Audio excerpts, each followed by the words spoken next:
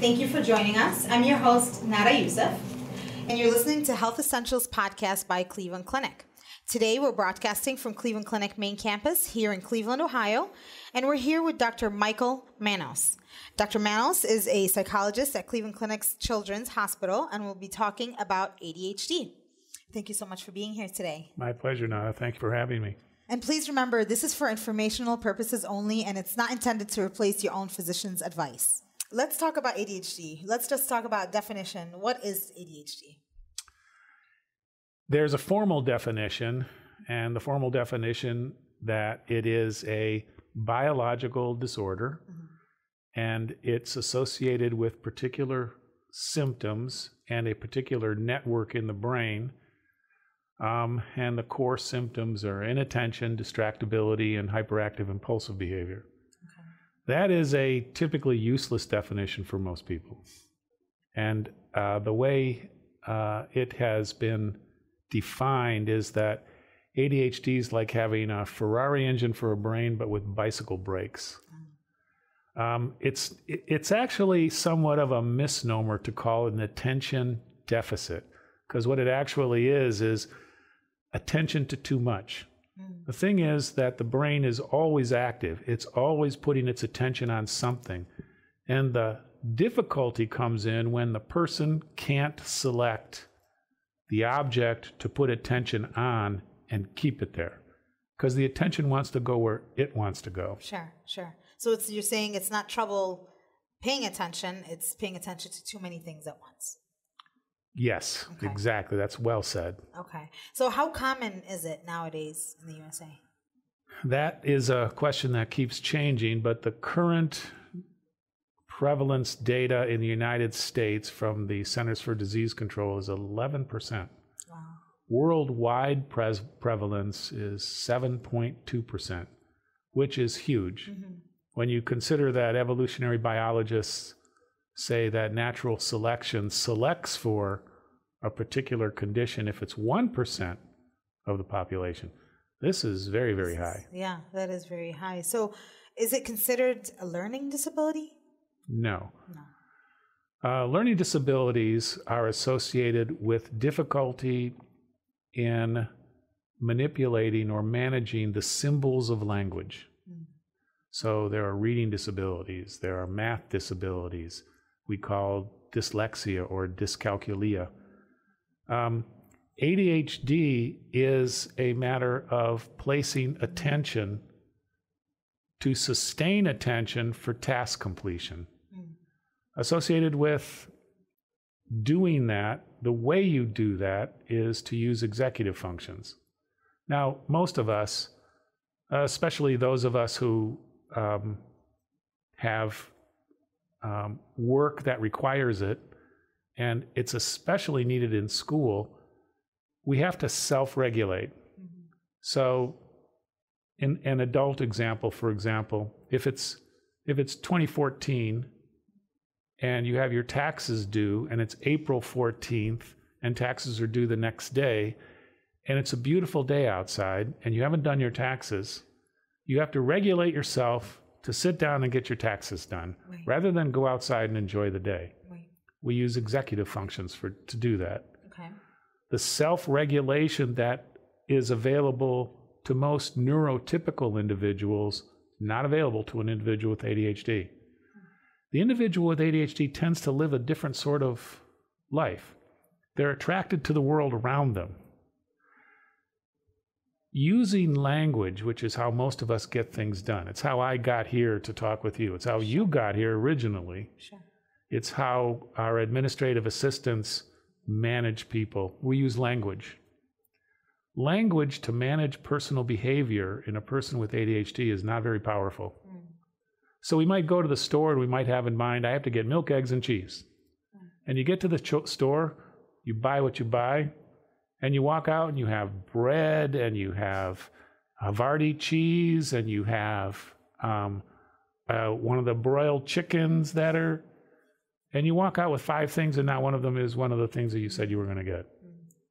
So you see, language is not as particularly potent. That's why you don't treat ADHD by counseling. Counseling is useless. I mean, I know how to say brilliant things. I can have golden words come out of my mouth when I'm talking to a child.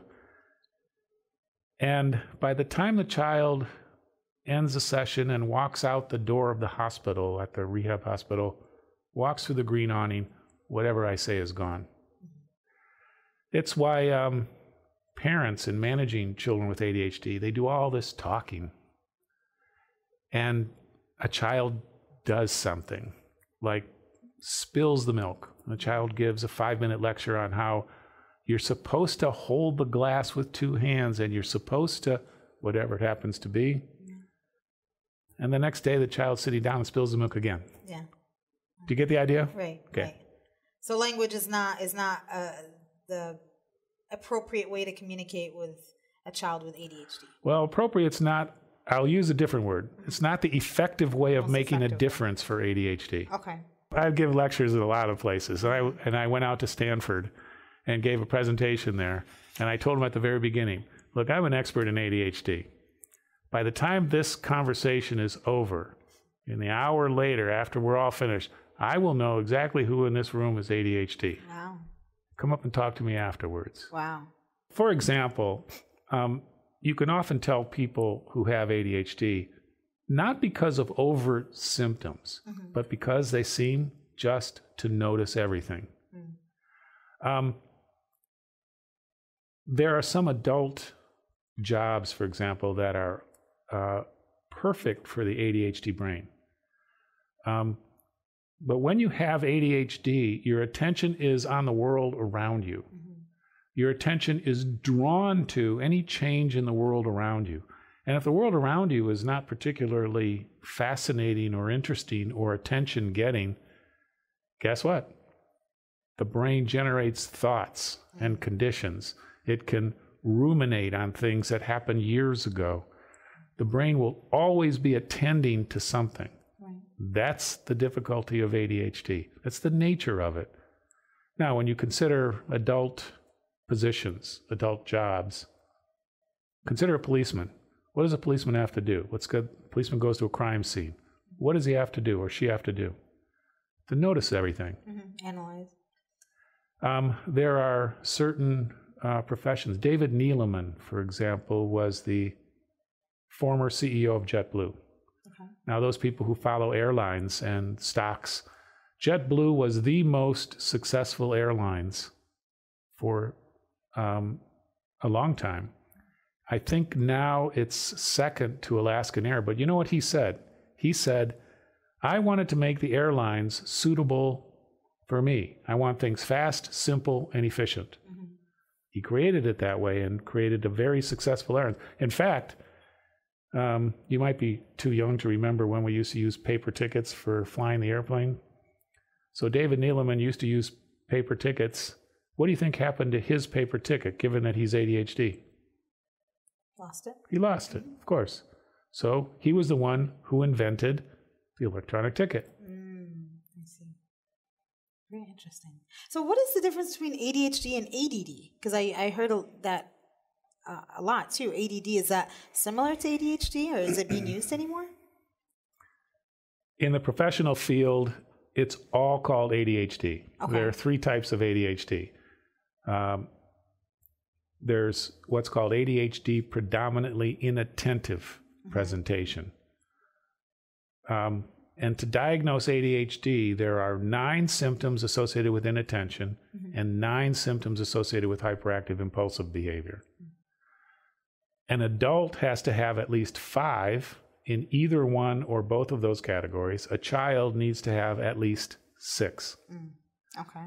So it's not enough, however, just to show those symptoms, because everybody shows those symptoms from time to time. Right. People who don't get enough sleep are often forgetful. People who are depressed or anxious and have actual anxiety, depressive disorders often forget things or often overlook something or often seem scattered. There are certain conditions. So let's say you have a child who is inattentive, shows 8 of 9 symptoms for inattention. There have to be certain conditions there. First of all, they have to have been there for a long time. They have to happen a lot, so much so that it's intrusive. Usually, the measure that we use for intrusiveness is that the child's behavior is compromised at home and in school. In an adult, you might consider home and work. You can consider relationships. I had a truly remarkable guy, married, and inattentive type ADHD. He told his wife, honey, I'm going to accept your request and I'm going to put up paneling in the basement just like you've asked me for the past 2 years. He went out and he bought the paneling on a Saturday, put it in the basement, and another year went by. Finally, after all of his excuses and all of the disruption that his wife had and all of her upset, when are you going to do it, all of his promises that he ultimately broke, he called up a friend of his and he said, can you come on over? I know you know how to put up paneling. Will you come over and do it? I'm going to get a keg of beer. You and I are going to go put up the paneling in the basement. I'll pay you for it.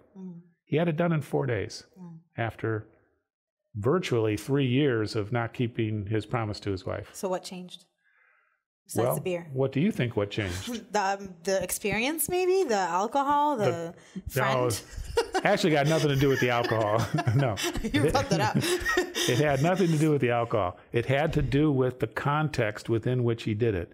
To do it himself is a characteristic of ADHD that is difficult. People with ADHD tend to have significant difficulty self-directing, saying, I am going to write that paper, or I am going to clean that room. Right. They say it to themselves. What's the consequence? They can forever say, oh, I'll do it tomorrow. Right. And there's no serious consequence. Okay. But if you change the context of the situation and make the person obligated to another person who's going to come over and who's there to complete the task, then things change completely. Makes it easier. That's where the real mistake is. I shouldn't call it a mistake, actually. That's where the real ineffectiveness is in what most people think they're supposed to do with ADHD. Right. If you have ADHD, I'll sit and talk with you and help you through it. It's utter nonsense. If you have ADHD, what I'm going to do is actually have you alter your circumstances. If you have difficulty studying, then go join a study group. If you have difficulty remembering written material, then have somebody read to you or use books on tape or the like. It's to do things differently is the way you treat ADHD. Okay. Now, you asked me a question a long time ago about what's the difference between ADD and ADHD. Nobody professionally uses the term ADD. It's all ADHD. The 3 types are inattentive type, hyperactive, impulsive type, and combined type, which is both of those things. Okay, all the above. So what you were saying earlier, right before you answered this, is it the outside factors or environment that we're changing to help the person with ADHD? Again, that's well said. You don't treat ADHD in the therapist's office. It's an illusion that I don't know how it got propagated, but you treat it at the point of contact. Okay. So, for example, our summer treatment program at Cleveland Clinic, it is the most advanced, sophisticated behavioral program for ADHD in the world. Oh, please explain. There's 1 in Japan. There's 5 in this country of the research type that we use. Now, by the way, I'm not self-aggrandizing. I didn't invent this program. Sure. This belongs to a person named William Pelham. Dr. Pelham is at Florida International University. I've known him for years, and in fact, he used to be at the University of Buffalo, and that's how we started our program here. Yeah. The STP came to Cleveland Clinic in 1999. And you were saying the program itself is very effective. What is going on with the summer program? Tell me more. You are an excellent listener. Thank you. You treat ADHD at the point of contact, and the most sophisticated program there is behaviorally for ADHD is the summer treatment program. We target, for example, 13 negative behaviors. We reduce their frequency during the day.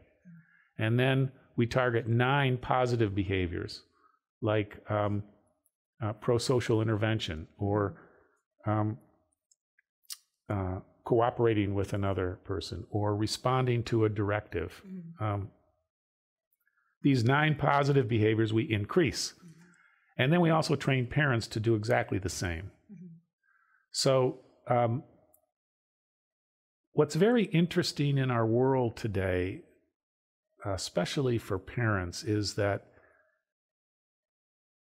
you probably remember Hillary Clinton's venture into It Takes a Village way back in the 90s.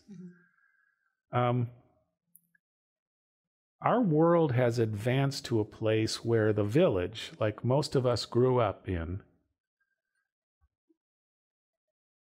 where you'd run down the street and do something you weren't supposed to do, and the mom down the street called your mom and you got in trouble when you got home. It's not there anymore. Right. There are no norms to behavior. And the village has it's shrunk to a household. So behavior management has to occur in the household, but there's no consistency of it across households. Right. And parents are left with not knowing what to do. Right. Right. What is appropriate behavior? So a tendency is to fall back on how my own parents raised me. I turned out okay. Now, sometimes that's a question, but not to the person themselves. Right, right. So you start using the things that worked at a different time in a different context with different people. Right. And it doesn't work now. Yeah, got to customize it to our new lifestyle. Yes, well, I'm going to say it in a little more harsh way. We're going through life looking at a history rather than facing a future. We're looking at what's already been as opposed to what we're building. Right. It's a problem that occurs in almost every facet of life. It's a problem that occurs in relationships, for example. You know, my mom used to treat me like this. My wife should treat me like that too. Yeah. Or some version of this. Yeah. So it's like high expectation based on what we went through, based on memories, versus how our lives has changed. I wouldn't even call it high expectation. I would call it an expectation from our history, whatever that happens to be. Right. And you can see ramifications of that in all different kinds of family dysfunction. Sure, sure. Now, I want to ask you about adult ADHD versus children. When an adult is diagnosed with ADHD, were they diagnosed as a child, or were they did they kind of like miss out on that part of their life and weren't diagnosed, and something new lifestyle changed them later on? Or how does adult ADHD usually get diagnosed? Adults with ADHD are generally referred to our lifespan clinic, the ADHD Center for Evaluation and Treatment. Because somebody mentioned it to them, you know, you might have ADHD. Or they've had their child diagnosed with ADHD. Or they just have always known that something is off. Okay. I just had a young woman today, 21 years old, absolutely clearly meets symptom criteria for ADHD combined presentation. And she described to me the things that she does. She described, for example, that she ditches her friends. She'll make an agreement to meet her friend at 4 o'clock, but then 4 o'clock in the afternoon comes, and what she really wants to do is to go for a hike in the woods by herself. So she doesn't show up. Now, of course, she has to go clean it up with her friend, but it happens again and again, and now her friends just say, oh, that's just Julia. Not her real name, by the way. Sure. She has consistent difficulty with procrastination. The conversation that she has with herself is, I have 2 weeks to do this thing. I don't have to work on it today. I got plenty of time to get it done later. Mm-hmm. That conversation rolls right up into the day before the assignment is due. Yeah. And when she decides to do something, she described, for example, several different art projects that she really enjoys. And she'll start the thing. There will be a lot of enthusiasm at the beginning. But then when the project gets to be more of a task, she loses interest. She loses interest and doesn't initiate or put enough effort and energy to complete the thing. Mm-hmm. So with adults, I will tell you the primary difficulty. Adults lead lives of incompletions. Now, William James is probably considered the father of Western psychology. He wrote in 1890, "There is nothing so fatiguing as the eternal hanging on of an uncompleted task." Now, that is exactly one of the first things that I personally address with a person, an adult who comes in to see me. Sure.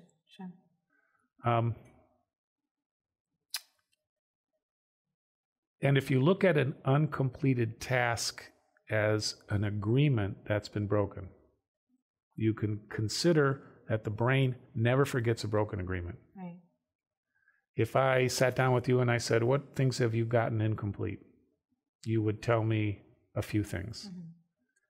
And they're incomplete because you said you were going to do them and you didn't do them, at least perhaps not to completion. Right. Now, what does it feel like when you have incompletions, when you have broken agreements? It's like wearing a backpack and you're constantly putting rocks in the backpack and weighing yourself down. Mm-hmm. Everybody has had the experience of saying they're going to do something. Students in college, for example. Mm-hmm. By agreement, they're in college to complete all of the work that they have to do. So a paper is due on a particular day, on a Monday, and they haven't written it, and it's Sunday night. That feeling of incompletion, of breaking the implicit agreement that if you're in college, you're going to do the work, weighs on them. Mm-hmm. Now, and everybody has had the experience of, I said I was going to do this and I didn't do this. Right. The brain will never forget a broken agreement. I had a person come in mid-40s, and we were talking about incompletions, and he said, it strikes me that I promised my high school friends, 3 of them, that I was going to contact them after we graduated and went to college, and I never contacted them. He said, my brain reminds me of it all the time, and I keep saying I'm going to do it, and then I never do it. And if any individual looks to see what broken agreements there are, what things they haven't done, they've left incomplete, it's a burden. And what does it feel like when you finally do something that you've been putting off forever? Right. Feels great, doesn't it? Right, of course. Okay, great. I hope you don't get a lot of calls from college kids thinking they have ADHD, because I feel like a lot of kids are, pushing the assignment to the very last day or forgetting stuff. I'm just trying to see, the line is thin between when is it actually a problem versus, just forgetfulness or pushing something back, or because we all experience that on a daily basis. A very useful observation. Mm-hmm. It's not that a person procrastinates and that makes ADHD. Mm-hmm. Mm-hmm. You have to have the symptoms, right. 6 of 9 or 5 of 9 of inattention, 5 of 9 or 6 of 9 for hyperactive impulsive behavior. Mm-hmm. And you have to have the conditions. Okay. The conditions have to have been around a long time. They need to be intrusive in more than one setting. Consistent. Mm-hmm. Okay.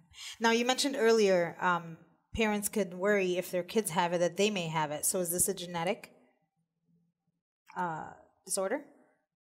Professional thinking at present is that it is definitely a genetic condition. Okay. Way back in 2000, 2001, 2002, there were maybe 4 genes that were associated with ADHD. Now I think there's over 29. I haven't done a recent talk. So the difficulty of genomically identifying ADHD is pretty significant. So now, the symptoms of ADHD can make school, family, just like you said, relationships, everything very difficult. So how to cope? Because it sounds like something like an ADHD student that goes to a school where it's all about talking and learning and raising your hand and going into that box, and some people learn differently. What is the approach that you see fit for these students? So there was a major study that was conducted called the Multi-Treatment Assessment Study, or the Multimodal Treatment Group for ADHD. It was started in 94, went to 96, and then several hundred children participated in this study, and they've been collecting data on it ever since. So what's fascinating is that from that study, we've gotten very clear notion that a combined approach of using pharmacotherapy and behavioral intervention is the best approach. Okay. Now, for very young children, the American Academy of Pediatrics recommends using behavioral intervention first. Okay. In our own summer treatment program and in the other summer treatment programs in the United States and Japan, investigations have indicated that you can use lower doses of medicine, and you can use when you use very intensive behavioral intervention. Yeah. And when you use very intensive behavioral intervention first, you can start with lower doses of medicine to have things be effective. Okay. Now, I think the real issue is many people consider that ADHD is overdiagnosed. I thought that's where you were going in your question before about college students coming in, and because they procrastinate, they think they got ADHD and they should have Adderall. Yeah. Well, so the truth of the matter is Adderall is not hard to get on a college campus. Sure. It is the most diverted drug that there is. Mm-hmm. You can typically buy a capsule of Adderall for $5. Wow. During midterms and finals, costs $20. Wow. Or something to that effect. Yeah. So when you consider what makes ADHD, you have to do a thorough assessment. Mm-hmm. You may have seen the study that just came out that described younger children in kindergarten whose birthdays occurred just before Is it the school year? August 30th, yeah. Mm-hmm. 31st. Mm-hmm. Compared to kids born after that date, tend to be diagnosed more with ADHD than their peers. The ones before school year. So the ones before school year got diagnosed more than the ones after. Okay. Because if school is supposed to start on December 1st, and you're born on September, if school starts on September 1st and you're born on September 2nd, then by the time you get around to school, you're going to be a whole year older than the one who's born on August 31st. Right. And the kids who were born in August or before August 31st, just before the school year starts, more of them, 30% more of them, were diagnosed with ADHD. Now,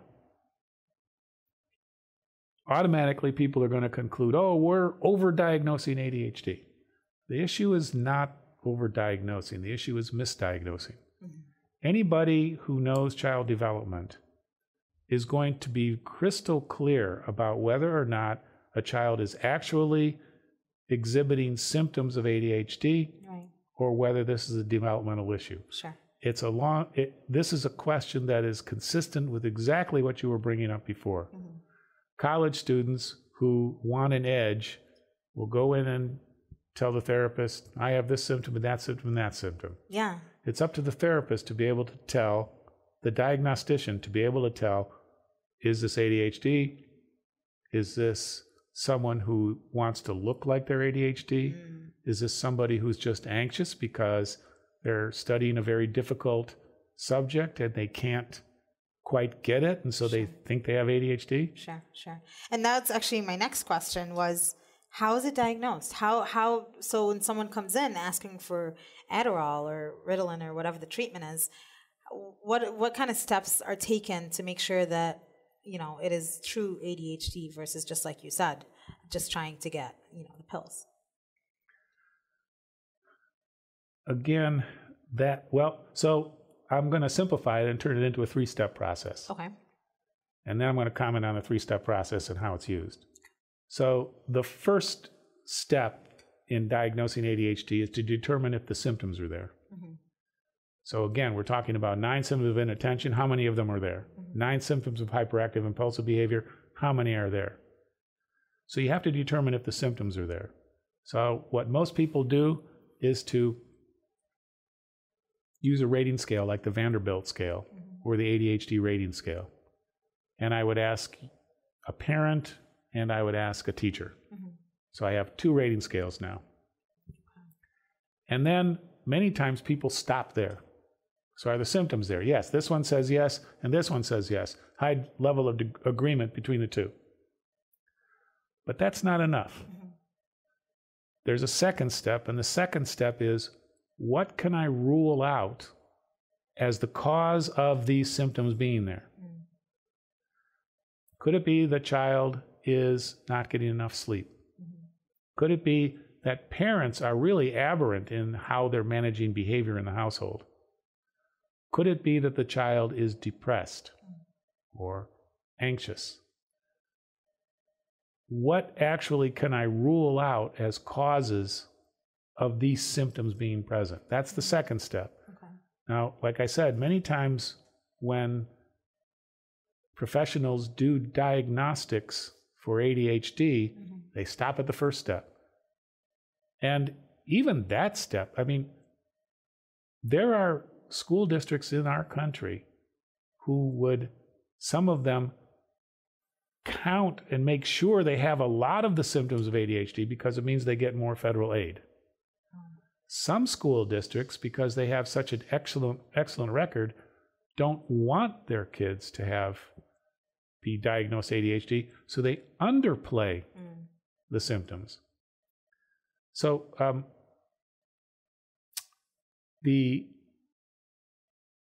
if ADHD is diagnosed, then a school has to provide accommodations for that child. And sometimes the school is so strapped for money that they do not have the capacity to provide it. Mm-hmm. So there's a subtle pressure not to diagnose ADHD. So you see, rating scales themselves there may be other things that factor them. I can't tell you the number of times that children who are in families whose parents are divorced. Right. And the mom thinks ADHD is complete nonsense, but the dad is very clear that it's ADHD.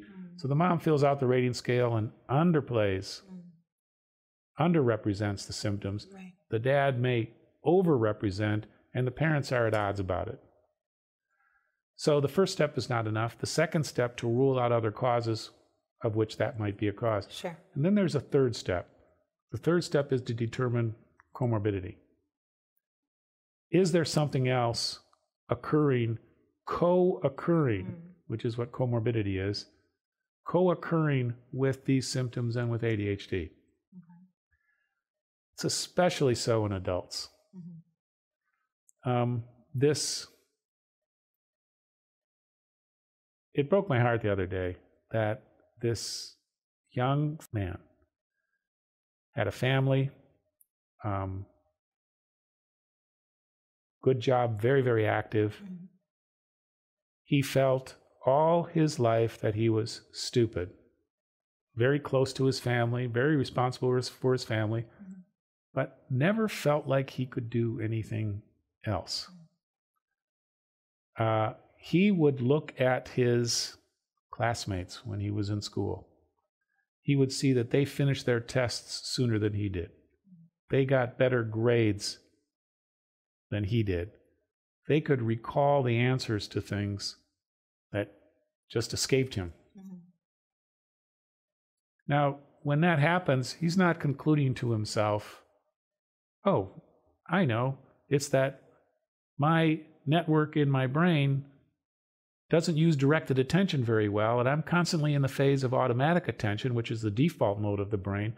That must be why this is all happening. The person doesn't say that. No. What do they conclude? Well, people are harsh on them. So just like you said, you would think, I'm stupid, I can't learn Exactly as the much as point. others do. Mm-hmm. Fundamentally, a person says, there's something wrong with me. Right. And this young woman that I just saw today before I came to talk with you, cried when she says, I always thought I couldn't do things. And when she realized that it had nothing to do with how bright she was or how bright she wasn't, how committed to her education she was or how committed she wasn't, she constantly referred to herself throughout our conversation as lazy.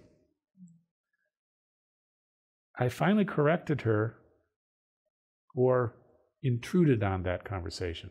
And I said to her, perhaps you're not lazy at all. She's not a lazy person at all, right. But she thinks she's lazy when what she's really doing, she thinks she's lazy primarily because she procrastinates constantly and it's drawing her grade down. She's not doing her best work. Right. She thinks she's lazy because she avoids things. Laziness is a state. You can look at somebody and say, oh, you're just lazy. Laziness is a state, a characterization of a person, like personality or something. Mm-hmm. People with ADHD are almost never lazy. Almost never. First of all, I've never, ever met a lazy child. Never. You've met them? Maybe a few. But no. You've not met them either. You probably have the met... most energetic balls of fire. You probably have met children who avoid things. Yes. What absolutely. do they avoid? Schoolwork. Yes. Why? Yes. Schoolwork is boring. Yes. Right. I had a little kid, for example, one of the most fascinating little kids I've ever met. Mm-hmm. On one Saturday, he organized 5 other kids in the neighborhood because on his street they were building new houses. He organized 5 other kids in the neighborhood. Mm-hmm. They all went around and they took wood and they went back in the woods and they built a tree for it. And they had it done by Sunday afternoon and they played until dinner time. And then he came in on Monday morning to school and the teacher said, children, here's a worksheet. Start doing it right now. Everybody else did all 30 problems. He had 2. Is that a lazy child? It's not a lazy child at all. It's a child who avoids the kinds of tasks that are uninteresting. Are characteristic of ADHD. And I think this is a good point to really give the nature of ADHD. You know, we think that we have one kind of attention. Right. There's not one kind of attention. There may be 3, but there's 2 definitely. So the kind of attention we use when we're really interested in something, or watching a good movie, or having a wonderful conversation with somebody, or reading a good book, that's the default mode of the brain. Mm-hmm. The default mode of the brain, if we're very lucky, is where we end up having our careers. Mm-hmm. The default mode hijacks attention for a person with ADHD. But there's a second kind of attention that we use to self-regulate. It's the kind of attention that we use our frontal cortex with language to self-regulate. Mm. So if you know you have to have a meeting in the A building at 4:00, you'll be there at the A building at 4:00, whether you're hungry or whether you are having a great conversation or whatever you happen to be doing. Right. You'll separate yourself from that and place yourself in the A building. Right. A person with ADHD has difficulty with that kind of attention, which is called directed attention. And it has its own network of the brain, which is called the task mode. Primary neurotransmitters associated with the task mode are dopamine and norepinephrine. And that's what pharmacotherapy addresses. Sure. Some people say there's even a third kind of attention, and the third kind of attention is an emotional regulator. Because there are some kids with ADHD who have real difficulty managing their feelings. But at any rate, there's at least two kinds of attention, the default mode and the task mode. And the task mode is what's difficult for people with ADHD. That's why an adult who is in work that they love primarily engage with default mode. Right, right. So let's talk about the causes, or what the causes may be for ADHD. Genetic. Genetic. It's all genetic? It's genetic. So I know, were you about to go to media? I'm just wondering. I'm just wondering if there's anything else. I mean, screens is just like you said. That's a completely different lifestyle that we have nowadays. We have, our iPhones, our iPads, our TV, our GPS, or in the car. We have everything everywhere. Does technology is it making it worse for our children? Is there anything else that's could be causing ADHD? Because it's the worst that it's ever been. Correct? I don't know that it's the worst that it's ever been. Mm-hmm. It's the worst that we've ever recognized it. Okay. So ADHD has been in the population since forever. Mm-hmm. There was a study by UC Irvine. They followed the genetic patterns of hunter-gatherer tribes going back 30,000 years, followed migration patterns into South America. It was a fascinating study. Mm-hmm. I couldn't comprehend it myself, how they did things. I understood the conclusions, but the ADHD symptoms have been around for a long time, 30,000 years ago. Mm. I mean, some people make the case that these are hunter genes. When we lived in hunter-gatherer tribes, the hunters were the ones who noticed everything, which is what the ADHD brain does. The ADHD brain notices everything. Yeah. And when if you're living in a dangerous world, you want to be around the guy who knows danger's that way, we got to head that way. Right. So some people make the case that we're living in a world dominated by screens, and that screens are making the attention span shorter.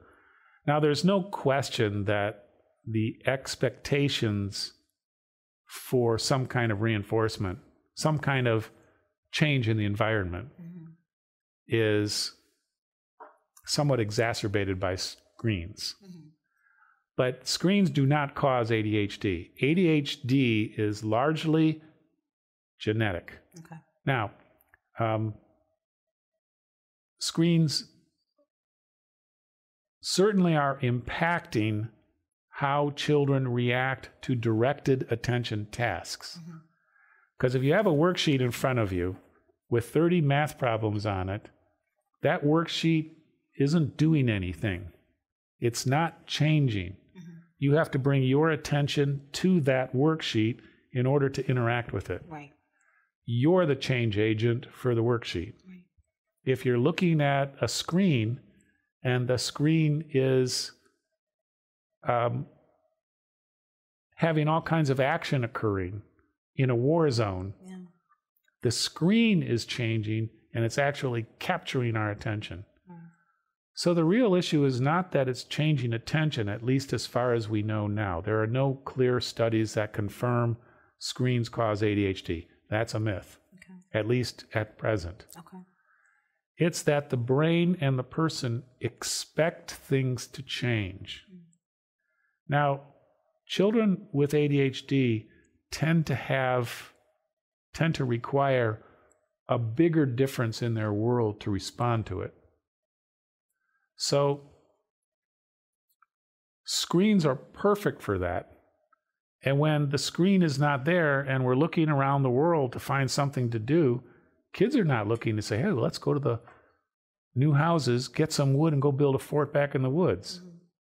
What they're doing is looking for the next game to play or the next very exciting situation, which actually attracts and draws and lights up their default mode and attention.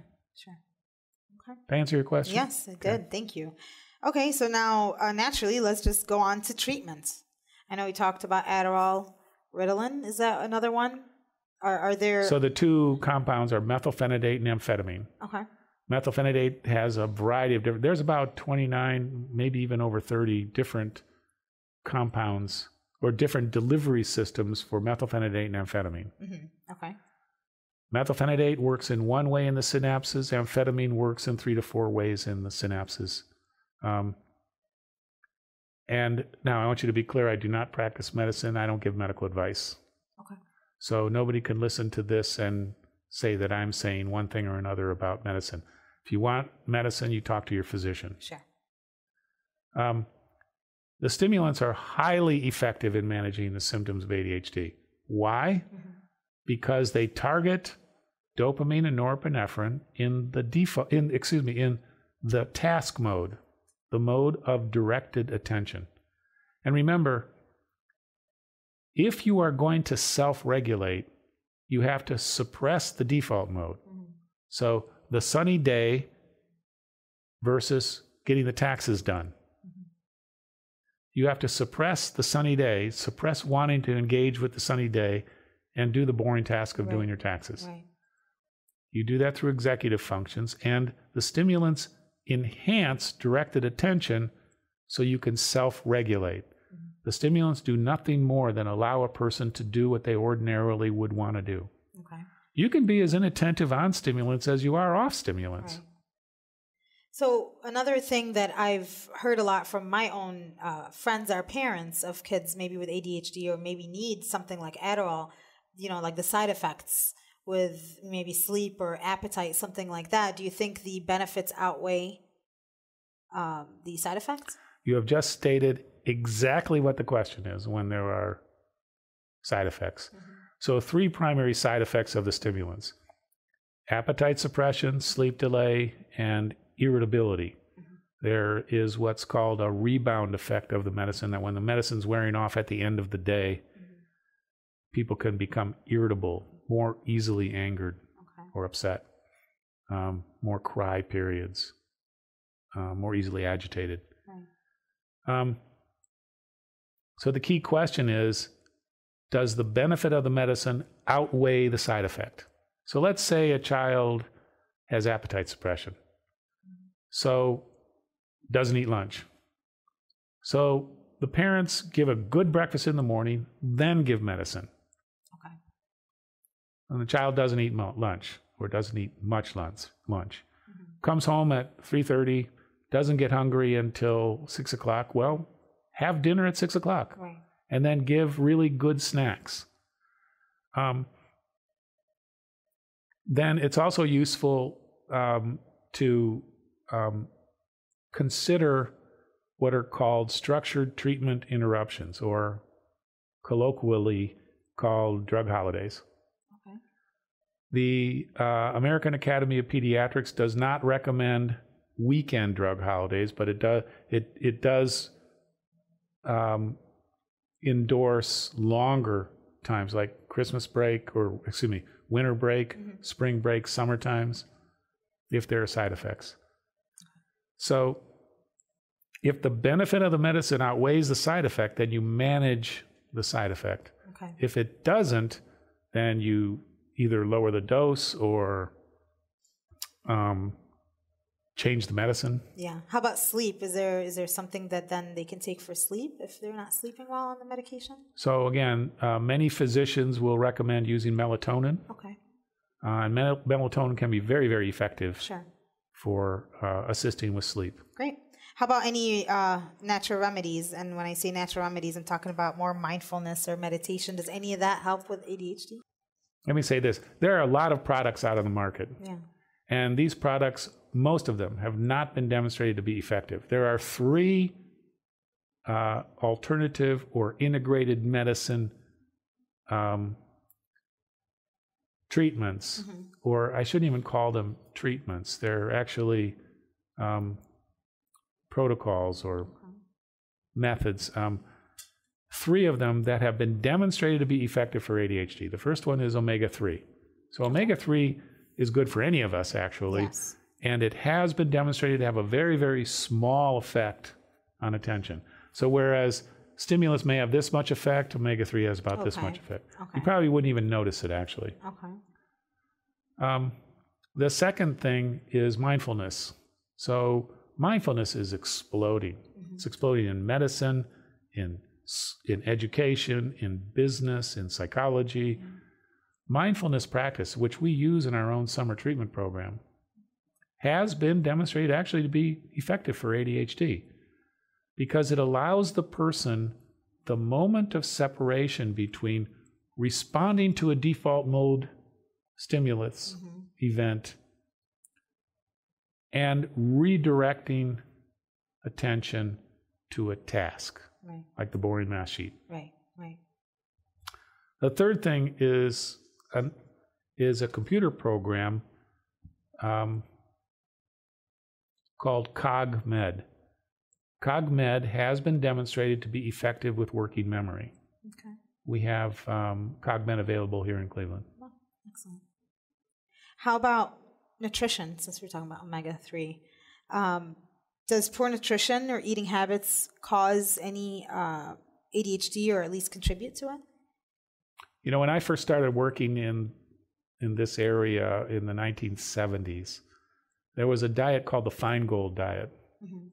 The Feingold diet, I was at the University of Hawaii at the time, and the Feingold diet was this magical thing.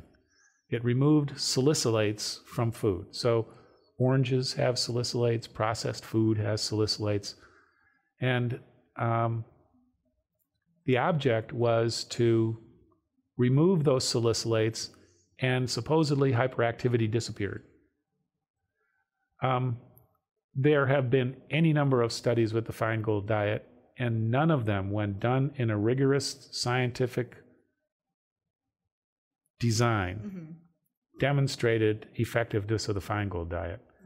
That has been so to date with all of the other diets that have been investigated. So removing gluten, for example, for some people may be effective. Removing food dyes for some people may be effective because some people have allergic reactions to these things. Sure. I mean, green, red, and yellow food dye can actually generate hyperactivity in some people. Not everybody. And you would know it because the child's behavior is going to become quite active after they ingest something. So there has been no other clearly studied diet that has impacted ADHD. Now, for example, the person that I saw today, she would get this feeling of being agitated, and she said, my thoughts just would be going all over the place, much more so than it is when she would wake up in the morning, for example. That's typically a result of having directed attention getting depleted. Oh, and by the way, directed attention in a person with ADHD gets depleted far sooner than in a neurotypical individual. But she would describe that when this occurred for her, and she knew she couldn't study, she would go for a hike in the woods, and she would want to do it all alone. Because being in the woods somehow brought back her equanimity. And there are even some books that describe that being in nature and doing something that doesn't elicit a lot of response in the brain. And when I even think back to when you think to screens, some of us older folks probably remember Mr. Rogers. Remember Mr. Rogers? Yes. He'd walk gradually to another place, and he would say what he said. Very present in the moment. Very present, and also slow moving. And kids were captivated by him. Hello, little neighbor, and life would light up. Absolutely. It's that slowing down of the response to the world around that has an effect on the brain. And that's what mindfulness practice does. Now, the biggest problem of mindfulness practice with people with ADHD is getting bored. I mean, that's the whole purpose of mindfulness is to manage. To be bored. Well, actually, it's to manage boredom. Boredom is nothing more than the same thing occurring in the brain as when thoughts are flowing through it. Yeah. So the tolerance for boredom for a person with ADHD is a little more intense than for a neurotypical individual. Yeah. However, mindfulness practice is clearly a very useful strategy that any of us can practice. Sure. We use it in our own summer treatment program. That's excellent. So can you outgrow ADHD? Brilliant question, Nada. Truly brilliant. That's one of the things, the findings from the multi-treatment assessment study. Mm-hmm. This may astound you, but a child who's been diagnosed with ADHD with intrusive symptoms, 49.9% of them will show intrusive symptoms as an adult. Mm. That means 50% of them don't. Wow. So do you outgrow ADHD? I don't know that that's a clinically relevant term, outgrowing it. Right. Typically what people do is to grasp how their brain is actually working. Okay. And they put in place strategies that work for them. Like, it's rather odd, but many adults with ADHD end up marrying someone who's very organized, mm-hmm. or they end up working for an organization that's highly structured, sure. or they end up doing something that's absolutely fascinating to them. So I have diagnosed physicians at some of the best institutions in our country with ADHD, and yet they're some of the best doctors in the world, yeah. Even surgeons. One of the capacities of these people is they can over-focus on something. Mm-hmm. And their ability to notice everything makes them some of the best people around. Okay. But when they have to stop and do a directed attention task, as opposed to the default mode task sure. of surgery, sure. and they have to enter an electronic medical record, they figure out they have to have somebody accompanying them, right. to get the thing done so they can get it done on time. Great. Now, how do medications actually work in the brain for ADHD patients? Many people have misconceptions about what these medicines do. Some people think they calm a child down. Some people think they dope the child up. Mm-hmm. It's got nothing to do with that. If you consider that the network of the brain that is not as effective, it's not working as powerfully, mm-hmm. called directed attention, or the task mode of the brain, neurotransmitters dopamine and norepinephrine, that network, if it's strengthened, allows the person to put their attention where they want it to go, mm-hmm. as opposed to the attention going where it wants to go.